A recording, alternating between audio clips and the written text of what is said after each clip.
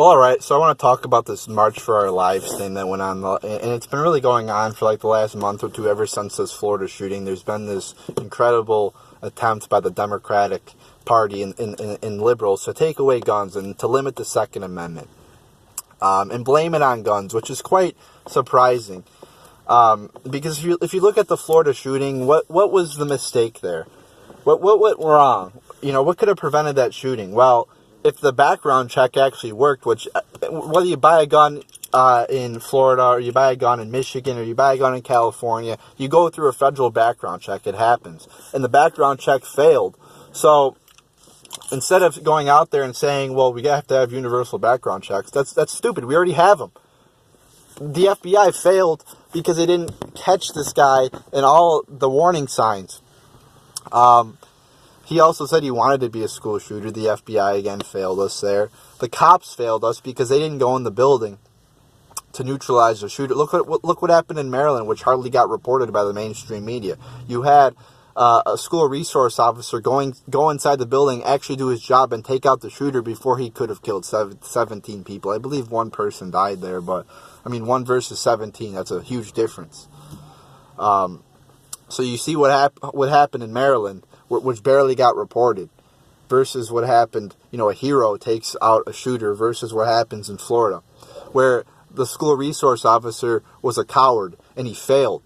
See, why aren't liberals love to talk about police brutality? That's all they talk about, how police don't do their jobs right. Well, this is a case, an instance right here where the police are not doing, a police officer isn't doing his job right. And the liberals are not talking about it. They're too focused on the Second Amendment and attacking the Second Amendment to even talk about all the failures of the local government, the state, really every level of government in failing to prevent this shooting. And who got fired? Did anybody get fired because of this? I know Scott Peterson stepped down, but more than him, more people than just him failed, because many levels failed to stop this shooting. So it's all about the Second Amendment now. People like David Hogg and other students are going after the Second Amendment, but they ignore all the other factors that led to this shooting. Just how convenient. And the Democratic Party are really using these children to get their agenda across, because it's really hard to attack a 17-year-old victim of a mass shooting. David Hogg is really the face of gun control now.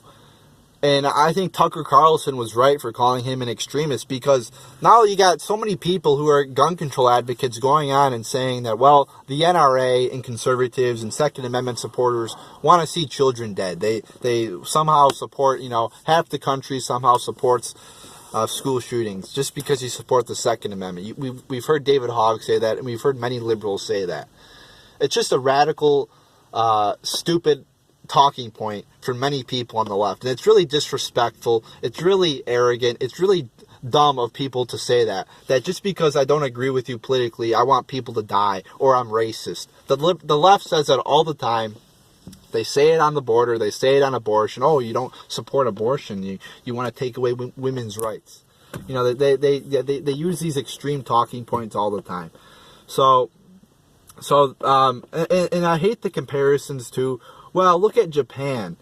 They have gun control, and their gun murders are way low. It's not about the guns. It's about the culture. It's about the culture. How about Mexico then? Why aren't liberals talking about Mexico, where there's hundreds of thousands, thousands of tens of thousands of deaths from the cartels every year? Because they're the only ones with the guns. It's about the culture. Japanese people have a very, culture, a good culture. Same thing with other countries with low gun murders. They don't have as violent of a culture as we do. But if you look at Switzerland, that has really the second loosest gun laws in the world besides us, they have hardly any gun murders per year. Yet again, they have a lot of guns there, and they don't have a lot of gun control. But if you look here in America, the family structure's falling apart. More kids are being born to illegitimate,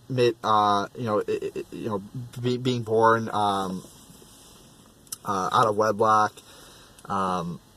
more single-parent households, so the family structure is falling apart, which leads to people living worse lives. And the gun is just a tool. I mean, we've seen car attacks, we've seen knife attacks, we've seen bomb attacks. If you limit the Second Amendment, criminals are always going to find a way to do bad things or acquire something that's going to kill people.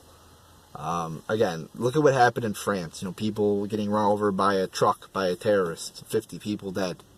So, I mean, people are always, even if you outlaw guns, it's not going to do it. It's not going to work because criminals, again, just like with drugs, just like with alcohol, when you make something illegal, it doesn't make it go away. It just gives it to the hands of criminals. Now, again, if you look at some of the cultures around the world that are better cultures than we are, yes, drugs are illegal, but maybe drug use isn't as high because, again, it's about the culture. It's not about making it illegal or not. It's about the culture. So whenever we made something illegal like alcohol or drugs here in America, it hasn't worked. And the same thing will happen if you outlaw guns or limit the Second Amendment. It will restrict good people's intentions to get them, and it will make it easier for criminals to get them.